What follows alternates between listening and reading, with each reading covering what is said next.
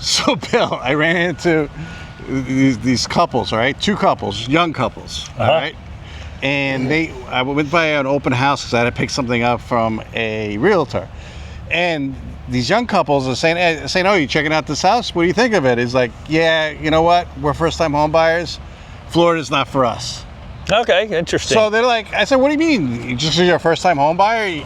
They're like, yeah. It's like, everybody I talk to, the things that are required for us to buy a house, it's impossible. So we can't buy a house in Florida. Interesting. Okay. So that's what they keep saying, and I'm like, come on. And I say, you guys could buy. There must be ways that a first-time home buyer could actually buy a house, and that's what we're going to talk about today. Yeah. But in the meantime, do me a favor. If you like this kind of content, consider subscribing. It really helps out the channel. It's greatly appreciated. So basically, how it goes is what Florida's housing market means to first-time home buyers. Right. Okay. So let's talk about this, okay? Current market condition. Home prices in Florida, the median home prices have increased significantly, making it more affordable, challenging for first-time home buyers. That's true. Yes. Okay. Yeah, I mean, our median's in the 416, 420 range. Right, and you're talking about a mortgage with taxes and insurance probably in the mid-threes. Monthly payment-wise, yeah. 3,500? Yeah, depending on how much money you put down, things like that, and your credit score. I mean, that's a lot of money, so I kind of agree with him that, but okay, let's go for each challenge, home prices. You're talking about the median price here, but maybe if you go a little bit inland in Florida. Yeah, it depends on really where you go. You know, if you're looking at townhouses, sometimes they're a little less expensive, sometimes they're more expensive. It just depends on how close you are. Like, for instance, if you're at the townhouses just up the street here, right next to the mall, in the hub of things in the, you know, Tarpon, Clearwater area, you're going to pay more money for that. If you go a little bit further to the outskirts of town, you're going to pay a little bit less. You remember in one of the videos you said to me, oh, I said new construction 400s, 500s, you know, it's like, oh, there's some of them in the 300s. Of course. I actually found a subdivision in Zephyr Hills, which is new construction, but the houses aren't as, they're like 1,500 square feet, but they were in the 300s. They're in the 300s, right? You know, but, you know, you have to drive a little bit to get to the supermarket and stuff. Here's another thing that's impacting first-time home buyers, and this is true too, and I'm starting to agree with these kids a little bit, but interest rate impact. Rising interest rates have increased mortgage costs, affecting monthly payments, overall affordability. Right. True. It is true. I don't think that that's just for first-time buyers, though. That's really for everybody. Interest rates do affect affordability tremendously. I think it might affect first-time buyers a little bit more simply because they're starting out. It's not like they have any equity built up in a property. So it probably affects them a little bit more, but it does affect everybody. I think, okay, so basically, you know, inflation ticked up a little bit, and now with everything going on with tariffs or this, you know, inflation might get a little bit worse. So in order to combat inflation, the Fed sometimes raise rates, okay? But the mortgage rates, sometimes when they lower rates, the rates still stay the same or they go up. Right, because of the long tails. Yes, so we speculation. Don't have, right, so it's long tail versus, just because the Fed lowers the rate doesn't mean that the 30-year bond market or the 10-year bond market is going to react to that and lower mortgage rates. So let me tell you where I'm going with this. I think that if rates hit double digits, which I'm saying like 10%, okay, I think that's going to be the death nail in the real estate market for finance buyers. There's really nothing that's indicating us heading that direction right now. No, there's nothing indicating that, but I'm just saying, hypothetically, if that happened, prices will drop. Yes. But it'll be affordable for cash buyers and investors. Right, but if the interest rates go up that high and prices drop, it's really, I'd have to see how much the prices are going to drop, because it's going to be the same thing. This is where, you know, even when people are buying, well, I'm waiting for the interest rate to come down to a certain point. Right now, as far as the market goes, we'll just say on a national level, equity is still increasing, not decreasing. So, but the interest rates went back up again. So we're not getting to those, the price of the home is going higher and the interest rates went up and are starting to level off at around in the 7s, you know, give or take, depending on your rates and things like that. So let's talk about this one. Okay, they're saying first-time home buyer, housing inventory, low inventory in Florida cities have led to bidding wars, making it harder for first-time home buyers to compete. So let me talk about that. if you go to Zillow, people are going to say, what are you talking about? There's tons of homes for sale and it's increasing every day. That is true. But first-time home buyers need affordable homes, and I think there is a lack of affordable homes for first-time home buyers. What do you think of that one? I agree with that, yeah. We have a lack of home affordability. We also have a lack of inventory in general, and what we've seen here is, in the Tampa Bay area, is there's been, over the last year or so, there's been that shift where we're not building so many $700,000, $800,000, $900,000 homes. We're starting to build homes that are in the, mid to upper 300s, depending on where you're at, 400s and 500s, because that's what we really need. We need affordable homes. This is new construction, obviously. Well, that's what we're going to next. New construction versus resale home. Builders are increasing new construction, but supply chain issues and demand still driving up cost. So basically, because of supplies and wood, hardware, appliances, especially if these tariffs kick in, a lot of them are built overseas. They're built in Mexico. The costs will go up. A lot of wood comes from Canada. Cost goes up, which eventually will get passed on to the consumers. But here's my point. Builders are starting to build smaller homes. I agree with you with that. Yep. And so technically smaller homes, more affordable, technically. But at the same time, I think what's happening is it's too late. Like what I'm saying is... We'll elaborate on that. Okay. I'm just saying is right now a lot of people are giving up hope. So if the cost of supplies goes up, if the cost of supplies goes up, even the small homes aren't going to be affordable. Potentially, we have to kind of see how that pans out, and whether or not. We're hinging a lot of things that are on a tariff that has been on hold now because everybody's starting to play ball with the United States, and we've been in this situation before where I would also be cautious, and it might take a while to really start to feel this. So because of California and the wildfires, and eventually they're going to start building here in California, and that's going to really, there's going to be a challenge for labor, materials, sheetrock, everything in general when it comes to building, and then that could potentially start to affect other things as it has in the past here for us. All right, first-time home buyers are having a hard time. What about this one? Cash buyers, investors, out-of-state investors, and cash buyers are dominating the market, making it tougher for first-time home buyers. Here's my opinion, if the house is a really good deal, in a good neighborhood, just a good deal, I think that a cash buyer will swoop in and buy it. And I think the seller most likely will take the cash deal over the finance deal because most first-time home buyers are financed. What do you think of that one? Well, most real estate transactions are financed, period. Right, but if there's a unicorn that's a really good price, a really good home, and they're like, oh, look, affordable home, I can go buy this home. But if an investor sees it doesn't have to be an investor. It can just be anybody with cash. Boomers have cash. They're downsizing, because they have equity. And, people who've been in their home for 20, 30 years, they're not affected by interest rates because they're selling, or doing a 1031 exchange, and they're going to sell and buy like for like. All right, let's say one little positive thing too, okay? Down payment assistance. Florida offers several first-time home buyer programs such as, you tell me if you know of these, Florida HFA Preferred, Florida Assistance Second Mortgage Programs. Yep. Florida has some... Yeah, so the second mortgage program, basically what that is I was going to say, be cautious so you understand what you're getting into, is you're taking out a second mortgage to help. So the second mortgage is to pay your down payment, basically. So you're going to have a first mortgage and a second mortgage.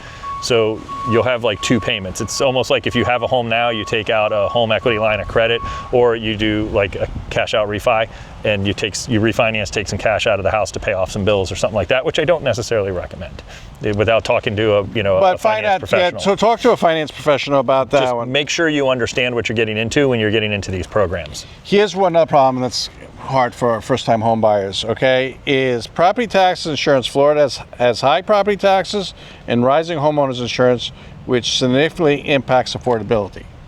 100% true. Insurance, I don't know about, I mean, property taxes are pretty much the standard all the way across the board here in the Pinellas County area, Tampa Bay. Well, I don't agree with that because... Well, if you look at the ad valorem taxes in Pinellas, Pasco, and Hillsborough, they're within a few hundredths of a point. Yeah, but right now, like, if somebody bought their house 10 years ago, their taxes didn't go up as much as... That's an apple and an orange. Yeah, technically it is. Yeah, that's an apple and an orange. But first-time home buyers are still going to be paying, say they pay $400,000 for the house, first-time home buyer, their tax is still going to be what, $5,000? A 10th-time home buyer is going to pay the same taxes, though. Say that again? If I bought 10 houses, I would pay the same amount in taxes as a first-time home buyer. It doesn't matter. It doesn't matter, but I'm talking about affordability for a first-time home buyer. But that's a one I would think is across the board for everybody, not just first-time home buyers. Right, but... Yeah. They're stretching because this is their first house. Right. Not only they got maintenance, but you're talking about insurance too. Right, and and it's like that's the problem. I think some of the issues that we come into effect with first-time buyers is, you know, a lot of them, especially the ones that because I work with a lot of first-time buyers. You know, this is going to be my forever home. They always say that. Everybody says this is not going to be your forever home. I promise you. Yeah, it's not. And so trying to get everything, because we did a video on that. Yeah. About expectations. Yeah. And having clear expectations of what you can afford. And you know what? Maybe you're the 1 in a million person that you stay in the first house you've ever purchased from start to finish. But statistically, it's just not. Yeah, it's feasible. Not the 1930s when, you know, multi-generations. Right. But make sure you check out that video because there was a lot of good information on it in regards to expectations and to help with your affordability. You know, some of the expectations or the wants might have to change a little bit so that you can fit, so you can get a house and you can, because once you get that house, it's your step in the door. It's not. Think of it as a stepping stone. It's not going to be the forever ever house. Yes, you need a little room to grow, and I get that, so that you're in the house long enough to gain some equity and then reap the rewards. Don't try to hit a home run right off the bat. Yeah, you know, on a house. It's just not. You need a lot of money. All right, hidden costs. Many first-time home buyers underestimate maintenance, like I just said. Yep. You know, 100%. HOA fees and hurricane-related expenses. So let's talk about that. Affordable homes. I know of areas that have some affordable homes. I'm not a realtor, I'm a home inspector, Bill's a realtor, but a lot of those affordable homes are in flood zones. Oh, of course. I mean, Florida's pretty flat. So basically, you're like, oh, that home is a pretty good price, but it's a caveat. It's in a flood zone, so if you have a mortgage, you're gonna need flood insurance. And you might not be able to find flood insurance, or the people might be selling it because they're having a hard time getting flood insurance. Correct. Keep that in mind. Or even that the flood insurance that they can get is so outrageously expensive, it's really pushing them out of their budget. So here's one. First-time home buyers. Rent versus buying. With rising rents, buyers might seem attracted to buy a home right now, okay? Mm-hmm. So when I was buying my home, 2011, I was moving to a place called Trinity in Pasco County. Every house, well, it seemed every other house was for sale. Mm-hmm. For sale. Grass was growing. You know, it just, everybody's like, I lived in Tarpon Springs. I lived here where we are right now. So I told them, I said, listen, no, I think if I'm going to keep it long term, it's a good place to, it's a good place to invest. And they still said, you're crazy, you're crazy, crazy. Now, from 2011 till now, I would say that my property tripled in value. Yeah, probably. Okay? Yeah. Tripled in value. So good investment. So rent versus buying, if you could definitely manage to stay in there longer term, I think buying is better in certain situations. Yeah, if you're going to stay in a house for 2 years, it might behoove you just to rent. You know, if you think you're going to be moving on in 2 years or so, 3 years or so, you should probably consider renting. If you think that you're going to be in the house 2 or 3 years, but you have the capital to turn that home purchase into a rental yourself and then buy another property, different story. That's why everybody's situation's a little bit different, and it's important to speak with your real estate professional and kind of build a real plan to see what you're going to do. All right, some people are having a hard time. Appraisal gaps, financing risk. In a competitive market, appraisals often fall short. A lot of people, the appraisals aren't working out. Yeah, well, so this just kind of goes and solidifies the fact of the things that we've been talking about for how long now, is that we don't see a lot of prices dropping because the housing market is coming down. We see a lot of prices dropping because they are overpriced. The houses are overpriced. Just because you put a price tag on your house of $500,000, the bank's not going to go, oh, okay, cool. You know, they have to protect their asset too, because that house is the asset, so they're going to appraise it correctly. All right, here's another thing first-time homebuyers have to take into consideration, okay? And this is important. Regional price differences. Miami, Tampa, Orlando are expensive. They are. Yep. While smaller cities like Ocala, Lakeland offer more affordable options. Right. So they just might not have the same all stuff. of Florida is not equal. Right. You might just not have all the amenities and things that you have here in the Tampa area or Tampa Bay area in general. So we already talked about flood zones and insurance costs, suburban versus urban markets. You know, suburban areas offer more affordable housing and commute is a little longer. So you go out a little bit. Right.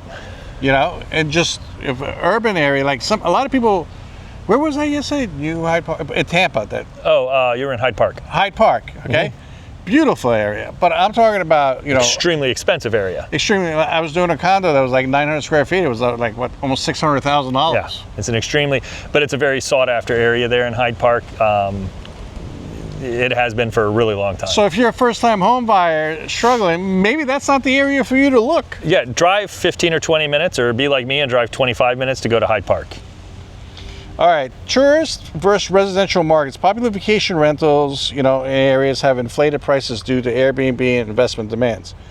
So like, you know, prices here, like this right here in Tarpon Springs, might be a little bit higher than, say, you go to over the line, you go to like Holiday or Newport Richie. Newport Richie, yeah. Yeah, the bigger demand, Clearwater, closer to the hot spots, just like anywhere, you're going to pay a little bit more money and a little bit more of a premium. Listen, the first thing you guys need to do, first-time home buyers, don't give up, okay? Second thing Definitely is, not. you know, go get pre-approved, okay? Don't even call a realtor. Meet with a mortgage person, a good mortgage person, you know? Don't go online and go to one of those... No, please, God, no. Websites that you put your information in and you get 1,000 phone calls, you know? Get what approved, then work with a local realtor that knows the area. If you want to be on the water, get somebody that knows waterfront properties. You want somebody new construction, get somebody that does new construction, sells a lot of new constructions, or knows the neighborhood, you know, where you want to go. All realtors are not, listen, this whole channel, I have a lot of realtors on here, okay? And we're going to have more and more realtors on here from all over the place. They're not all created equal. No. Like, and I'm not saying all home inspectors aren't created equal. There's some home inspectors that are really good with new construction, you know, and there's some that suck with new construction. You know, there's some that's good with old, you know, homes from the 1900s, and some of them that are really good. Yeah. You know, I just did a house that was built in 1890. It was like 10,000 square feet. Yeah. Okay? That was a neat house. Yeah, it had like 6 panels. You know, they reached out to some other home inspectors, and they're like, yeah, I'm not going to touch it, because they know, you really know you need to know what you're looking at, you know? Right. And construction was different back then. Yeah. There's a lot of different nuances and whatnot when you're looking. And that's a big house. There's people, you know, that they're not going to tackle a 10,000 square foot house. Yeah, it was very tiring.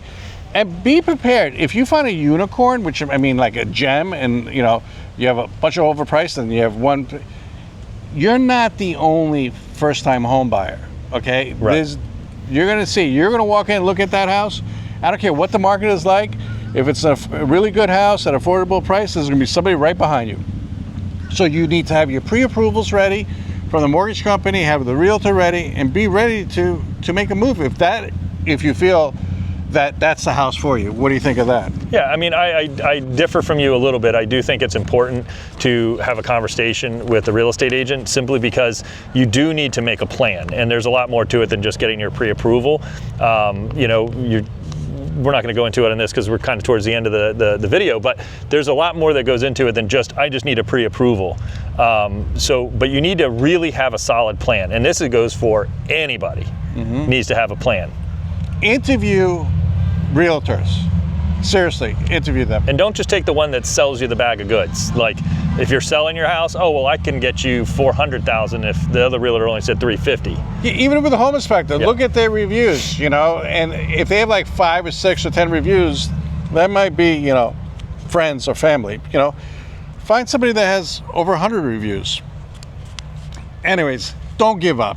Really, don't give up if you're a first-time home buyer. There is affordable options. You just got to be talking to the right people to help you and guide you. And there's so many people willing to do that. Anyways, that's today's video. Do me a favor, consider subscribing. It really helps out the channel. Check out this video right here. I picked it out just for you guys. And we'll talk to you soon. Thanks. We'll see you on the next video.